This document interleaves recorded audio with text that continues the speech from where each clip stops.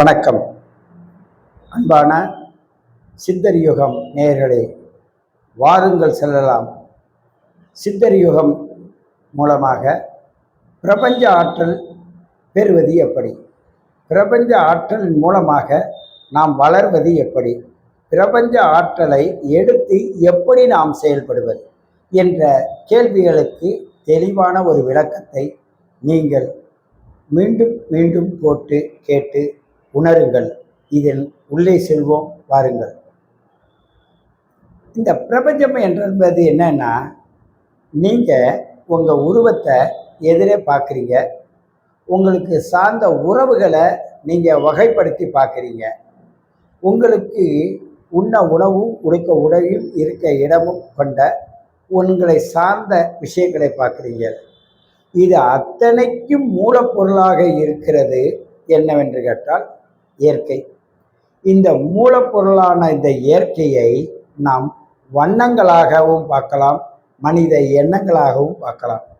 இந்த மனித எண்ணங்களாக பார்ப்பதின் மூலத்திற்கு அடிப்படையாக ஜோதிடத்தில் உள்ள நவக்கோள்கள் உங்களுடைய எண்ணத்தில் எவ்வாறு அமர்ந்திருக்கிறது, ஆட்சி உச்சம் நீச்சம் என்பார்கள், இது 6-12 என்பார்கள்.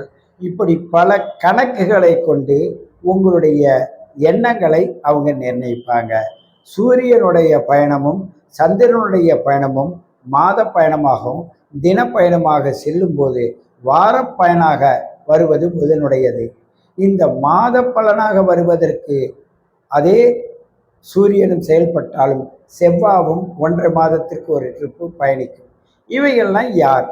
இவர்கள் இந்த பிரபஞ்சத்திற்கு என்ன உணர்வுக்கு சொந்தக்காரர்கள் என்று பார்த்தால், உங்கள் ஜாதக கட்டத்தில் நீங்கள் கொடுக்கக்கூடிய நாள், நேரம், மாதம், வருடம் பாருங்கள். இந்த கிழமையில், இந்த நேரத்தில், இந்த தேதியில், இந்த மாதத்தில், இந்த வருடம், இது எல்லாமே இயற்கை பிரபஞ்சத்துக்குள்ளே நிர்ணயிக்கப்பட்ட ஒரு பாயிண்ட். அந்த புள்ளியை தான் நாம் என்னன்னா வகுத்து எடுத்து உங்களுடைய உயிர் புள்ளின்னு எடுப்போம். அந்த உயிர் புள்ளியை நீங்கள் எடுத்துட்டீங்கன்னா, அந்த உயிர் புள்ளியை எங்கெல்லாம் சந்திக்கின்றதோ கிரகங்கள், அப்பெல்லாம் உங்களுக்கு ஒரு பொது விஷயத்தை செயல்படுத்த வச்சுட்டு இருக்கோம். இதுவரையும் அதுனா என்னன்னு தெரியாத செயல்பட்டோம். நம் ஜோதிடர்களை அணுகி அதற்கு விளக்கி தேடுகிறோம். ஆனால் ஒரு குறிப்பிட்ட நாளில் இந்த காரியம் நடக்கிறது என்றால் அதை நாம் எழுதி வைத்து பார்த்தால் சரியாக அதே நேரத்தில் நடக்கும். ஒருவர் சொல்கிறார், ஐயா 12 ஆண்டுகள் முடிந்து விட்டது, நான் இடம் விட்டு இடம் மாறணும், அது சரிதானேன்னாரு. ஐயா நீங்களே கேள்வி கேட்டு நீங்களே பதிலும் சொல்கிறீங்களே எப்படின்னா, 12 ஆண்டுக்கு முன்னாடி நான் இந்த ஊரில் இருந்தேன், அதுக்கு 12 ஆண்டுக்கு முன்னாடி அந்த ஊரில் இருந்தேன், அதுக்கு 12 ஆண்டுக்கு முன்னாடி அங்கே இருந்தேன், அதுபோல் இந்த ஆண்டு 12 ஆண்டு முடிந்து விட்டது. அப்போது நான் வேறொரு இடத்த நோக்கி போகணும், நான் எந்த இடத்துக்கு போகலாம்னு கேட்டாங்க. நான் சொன்னேன், 1 மாதத்திற்கு பிறகு என்னை கேளுங்க நான் சொல்லிட்டேன். 1 மாதத்திற்குள்ள அவர் படுத்திருக்கும்போது தன்னைத்தானே அந்த கேள்வி கேட்குறார். அப்போ என்னன்னா, அவருடைய இயற்கை அவருக்கு என்ன செய்யுதுன்னா ஒரு வழி அமைக்குது. பொருளாதார ரீதியாகவும் உறவுகள் ரீதியாகவும் தன்னுடைய வயதின் காரணமாக இந்த இடத்தில் இருந்தால் நமக்கு இது சரி வராது, அதனால் இந்த இடத்துக்கு செல்லலாம் என்று அவர் வந்துடுறாரு. மறுபடியும் என்ன கேட்குறாங்க, ஐயா என்ன ஐயான்னு கேட்குறேன். ஐயா நான் முடிவு பண்ணிட்டேன்றாங்க. அப்போது நான் சொல்ல தயங்கினாலும் இல்லை காலத்திற்கு அவகாசம் கொடுத்தாலும் அவர்களை தயார் பண்ணிக்கலான்ற ஒரு உண்மையை அந்த இடத்துல சொல்கிறோம். அப்புறமேல என்னாச்சு, ஐயா நான் 12 வருஷம் திருவண்ணாமலையில் இருந்தேன், அதுக்கு முன்னாடி 12 வருஷம் வேலூரில் இருந்தேன், இப்போ திருப்பி நான் வேலூருக்கு போகலான்னு முடிவு பண்ணிட்டேன். ஏன் ஐயான்னு அண்ணாமலையார் என்ன சொன்னார்னாரு, இல்லை நீ வேலூருக்கு போ, உனக்கு உதவி என்னை விட அங்கே இருக்க உன் உறவுகள் உனக்கு செய்வாங்க அன்னு சொல்லிட்டாரியா. உங்களுக்கு திருப்தி. அங்கே பார்த்தா திசா புத்தி அந்தரங்கள் அப்படி தான் இருக்குது. அப்போ நான் என்ன சொன்னேன்னா, அதிகமாக நீங்கள் அப்போல்லாம் ஓடுவீங்க, இப்போ ஓடாதீங்க. அதிகமான பேர் உங்கள்கிட்ட வரலன்னு வருத்தமும் படாதீங்க. அதே மாதிரி இருந்தீங்கன்னா இந்த 12 வருஷத்தையும் சூப்பராக நடத்தலாம். ஏன்னு அவர் என்ன செஞ்சார், நானும் அதுதான் நினச்சிக்கிட்டு இருக்கேன்னாரு. அப்போது கேள்வி கேட்பவரும் கேள்விக்கு பதில் சொல்பவரும் ஒன்று போலே அமைச்சிருக்குது. ஆனால் 40 ஆண்டுகளுக்கு முன்னாடி அவரை சந்திக்கும் போது நான் எது சொன்னாலும் அவர் ஒத்துக்க மாட்டார். இது இயற்கை தானே, இது இயற்கை தானேன்னு போய் எல்லா அவஸ்தைகளும் பட்டார். அவஸ்தைகளிலிருந்து விடுபட்ட பிறகு என்னுடைய வார்த்தையின் நுட்பத்தை அவர் உணர்ந்த பிறகுதான் இப்பொழுது நான் கொடுக்கிற அவகாசத்திலே அவரை தெளிவுபடுத்துகிறார். அதுபோலதான் என்னிடம் ஜாதகம் பார்ப்பவர்களுக்கு நான் சில காரியங்களை சொல்லி, இதுவரை நீங்கள் பொறுத்துருங்க, இதுக்கு பிறகு தானாகவே உங்களுக்கு வரும், இப்படி வரும்.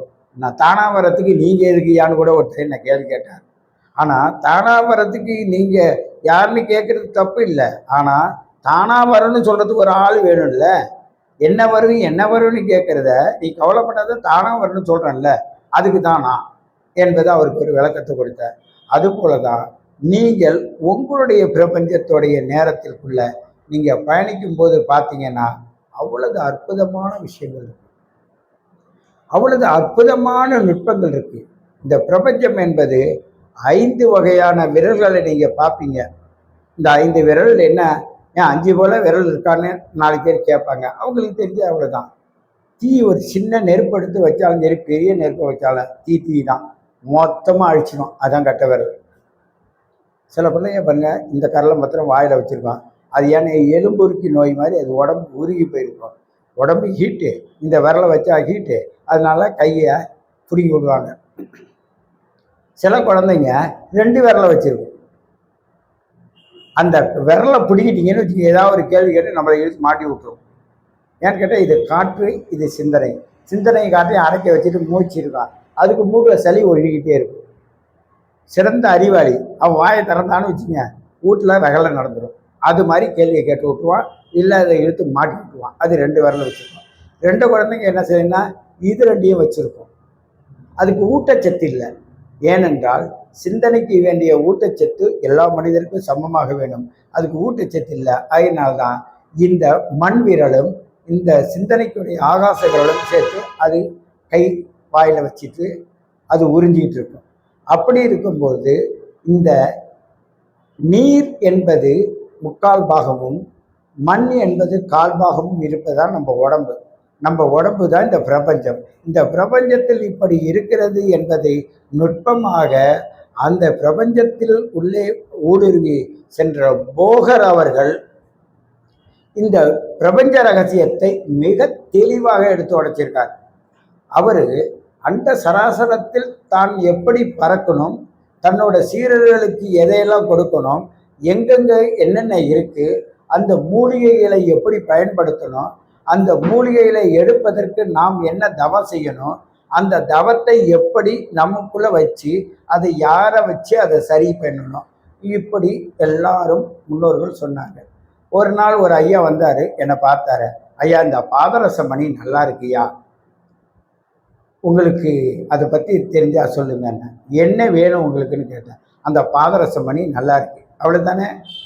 நேராக போங்க, லேப் இருக்குது, லேபில் போய் சுத்தமான பாதரசம் 100%, 99% தான் தருவாங்க. நீங்கள் யார் நேரத்துக்கு அடையாளம் உங்களுக்கு சொல்லணும். சித்த வைத்தியரோ இல்லை ஒரு தகுதி வாய்ந்தவர்னு கேட்டால் தான் அந்த லேபில் தருவாங்க. அந்த பாதரசத்தை வாங்கிட்டு வந்து வச்சிங்கன்னா பாதரசம் ஒன்றோட ஒன்று ஒட்டாது, ஒரு இடத்துல ஒட்டாது, எங்கே போட்டாலும் அது அங்கேயும் இங்கே செதறி போயிடும். செதறும், ஒன்றும் வராது. அப்படிப்பட்ட அந்த பாதரசை இறுக்கி கட்டி பிடிக்கணும், பிடிச்சா உருண்டை பிடிக்கணும். அந்த வித்தையை எனக்கு சொல்லி கொடுங்கன்னாரு. நான் என்ன செஞ்சேன்னா, நீங்கள் தீர்க்கமாக செய்கிறதா இருந்தால் நான் சொல்லித்தரேன், அதை நீங்கள் தவறாக யூஸ் பண்ணக்கூடாதுன்னு. சரிண்ணா, உங்களுக்கு அந்த ஒரு வெள்ளைப்பூ ஒன்று இருக்கும், அதோட காய்கள் மேலெல்லாம் முள்ளு முள்ளாக இருக்கும். அந்த காய் முள்ளு முள்ளாக இருக்கிறது நீங்கள் தெரியுமா உங்களுக்குன்னு? தெரியுங்கய்யா, ஊமத்தங்காய் அண்ணார். சரி, ஊமத்தம் பூ இருக்குல்ல, அது கொஞ்சம் இவ்வளோ பூ எடுத்துருவாங்கண்ணா. அவர் கேட்டார், வெள்ளைப்பூவா இல்லை வேறு பூவான்னு கேட்டார். கத்திரி கலர் பூவான்னார். வெள்ளைப்பூ எடுத்துகிட்டு வந்தால் ரொம்ப சிறப்பாக இருக்கும். அதை எடுத்துகிட்டு வந்தார். எடுத்துகிட்டு வந்து சாறை அரைஞ்சார். சாறை அரைச்சி நல்ல ஊதுவலை வச்சு அந்த பாதரசத்தை நல்லா சுட வைக்கணும். இந்த சாறு புரிஞ்சதில் அந்த பாதரசத்தை எடுத்து உள்ளே ஊற்றணும். ஊற்றி நீங்கள் கிண்டிக்கிட்டே இருந்தீங்கன்னா அது ரெண்டும் சேர்ந்து கொஞ்சம் இறுகும். இறுகின பிறகு திரும்பியும் பாதரசம் உருக வைக்கணும். திரும்பி எடுத்து ஊற்றணும். அப்படி ரெண்டையும் இணைச்சி இணைச்சி இணைச்சி கடைசியில் பார்த்தீங்கன்னா அந்த பாதரசம் வெள்ளை வெளியேறுன்னு அப்படியே சிறப்பாக இருக்கும். அது எப்படி பிடிச்சாலும் உருண்டை பிடிக்க முடியும், அது சிதறாது, ஓடாது. அந்த நிலையில் வரும்போது அதை உருட்டி ஒரு பக்குவமான நிலையில் வச்சு அதுக்குள்ளே ஒரு குச்சை விட்டு அதை நல்லா உருட்டி சமப்படுத்தி ஒரு இடத்துல காற்றில் வச்சிருங்க. அப்புறமேல உங்களுக்கு சுத்தமான பாதரசம் கிடைக்கும். இந்த பாதரசம் உடலில் உள்ள தீய சக்திகளை வெளியேற்றும், உடலில் உள்ள சகல சக்திகளை தன்னோட கண்ட்ரோலில் வச்சுருக்கோம். இதற்காக நம்ம சித்தர் பெருமக்கள்லாம் ஒரு பாதரச மணின்றதை ஒன்று செஞ்சு காட்டினாங்க. அதை எடுத்து உடம்புல போட்டாங்க. 1448 நிமிடங்களில் நம்மளுடைய சுவாச செல்லும் பொழுது அதில் 4448 நோய்கள் உள்ளே வரும். 72,000 நாடி நரம்புகளில் உள்ளே போகும். அது 24 மணி நேரத்தில் 27 நட்சத்திரங்கள் கொண்ட 12 ராசிக்குள்ளேயே அது சுழலும். அந்த 12 ராசிகளில் இருக்கின்ற கிரகங்கள் தான் நம்ம உடலாகவும் உடலுக்குள் தேவையான பொருளாகவும் நம்மளை உணர வைப்பதாகவும் அது பிரபஞ்சத்துக்குள் செயல்படுகிறது. இந்த பிரபஞ்ச ஆற்றல் என்பது வானுலகத்தில் இருந்து வரக்கூடிய கதிர் இயக்கங்களாக வரும்போது மரம் செடி கொடிகளாகவும் பஞ்சபூதங்களாகவும் அது செயல்படுகிறது. நவக்கோள்கள் மூலமாக நம்மை செயல்படுத்தும் போது நம்மளுடைய சிந்தனா சக்தி சரியான ஆக்கப்பூர்வமான விஷயத்தை நோக்கி பயணிக்கிறது. அப்படி பயணிக்கும் போது உங்களுடைய சிந்தனை, இது நான் சொல்லுகின்ற வார்த்தைகள் எல்லாம் அவரவர்கள் வயதிற்கு ஏற்பதான் இது புரியும், உங்களுடைய தேடுதலுக்கு ஏற்பதான் புரியும். எடுத்தோடனே நீங்கள் புரிஞ்சுக்கலாம் என்றால் புரியலையான்னு தான் சொல்லுவீங்க. அதை ஒரு முறைக்கு இருமுறை போட்டு பாருங்க, உங்களுக்கு தெளிவான முறையை காட்டும். ஏன்னா எளிமையான விஷயம், அந்த எளிமையான விஷயம் உங்களுக்கு திடீர்னு கிடைக்கிறதுனா புரியாது. நீங்கள் தேடி தேடி அலையணும். பாதரச மணி இப்படி செய்யணும். ருத்ராட்சம் இருக்குது, ஒரு முகம், 2 முகம், 5 முகம், 20 முகம், 24 முகம், இப்படி முகத்திற்கு ஏற்ப அவங்களோட குணாதிசயங்கள் மாறுவதற்கு இது வடநாட்டில் கிடைக்கிற ருத்ராட்சத்தை குங்குமத்தில் வேக வச்ச அந்த ருத்ராட்சத்தை குங்குமத்தில் போட்டு புரட்டி அதை கொடுப்பாங்க. ஒரு ருத்ராட்ச மாலையாக போடலாம். இப்படி உடலை பக்குவப்படுத்துவதற்கு இயற்கையிலிருந்து கிடைக்கக்கூடிய பொருள் மூலமாகவும் செயற்கையால் நாம் சிந்தனா சக்தியை கொண்டு போய் அந்த பிரபஞ்சத்தோட இணைச்சி அதற்கு ஏற்றவாறு நடப்பதன் மூலமாகவும் நம்மளுடைய பிரபஞ்ச சக்தியானது நம் உடலுக்குள்ளையும் நம் உள்ளத்துக்குள்ளேயும் சரியான வழிமுறைகளை அது தேர்வு செய்து தரும். எப்படி தான் பஸ்ஸில் 1000 ஸ்பேர் பார்ட்ஸ் இருந்தாலும் அந்த டிரைவர் ஸ்டேரிங் பண்ணும்போது எப்படி பிரேக்கை பிடிக்கிறாரு, எப்படி அதை கண்ட்ரோல் பண்ணுறாரு, எப்படி சரியான பாதையில் எடுத்துகிட்டு போகிறாரு, அதே போல்தான் மனிதனாகிய நாம் பிரபஞ்ச சக்தியை சரியான முறையில் எடுத்து நீங்கள் பயணம் செய்ய எடுத்துக்கொண்டால் உங்களுக்கு மிக எளிமையாக உங்களுடைய பயணப்பாதை தெளிவாக இருக்கும். எங்கே நிறுத்தணும், எப்படி நிறுத்தணும், எங்கே ஸ்பீடாக போகணும், எங்கே ஸ்லோவாக போகணும். அம்மா ஒரு கோபத்தில் ஏண்டா நீ இப்படி இருக்கிற, ஏண்டா புரிஞ்சுக்கலன்னு திட்டினா அமைதியாக இருங்க, அவங்கள திருப்பி பேசாதீங்க. ஏன்னு கேட்டால் அவங்க வாழ்த்து தாயோடைய வாழ்த்து அவங்க வேதனைப்படுறாங்கன்னா அவங்க எண்ணத்திற்கு ஏற்ற மாதிரி உங்களால் போக முடியல. தாய் என்ற சந்திரனுடைய சக்திக்கு ஏற்ப உங்களால் போக முடியல. அவங்க ஸ்பீடாக உங்கள் மேலே இருக்க பாசத்தின் மூலம் சொல்லுவாங்க. அதே மாதிரி சூரியன் மாதத்திற்கு ஒரு முறை நகரும் போது சூரியன்னா நியாயத்தையும் ஞானத்தையும் வளர்ப்பதற்காக தந்தையாக நின்று செயல்படுவார். அவர் கூறுகிறதை நீங்கள் எதுக்க, ஏன்னு கேட்டால் தந்தை சொல் மிக்க மந்திரம் இல்லை, தாயில் சிறந்த கோவிலும் இல்லை. நம் முன்னோர்கள் நல்லா அனுபவித்து சொல்லியிருக்காங்க. அது இயற்கையின் பிரபஞ்சத்தை ஒட்டிய வார்த்தைகள். அந்த வார்த்தைகளுக்கு நீங்கள் முக்கியம் கொடுத்து உங்களோட பயணப்பாதையை எடுத்து சென்றால் உங்களுடைய வாழ்க்கை மிக சிறப்பாக இருக்கும்.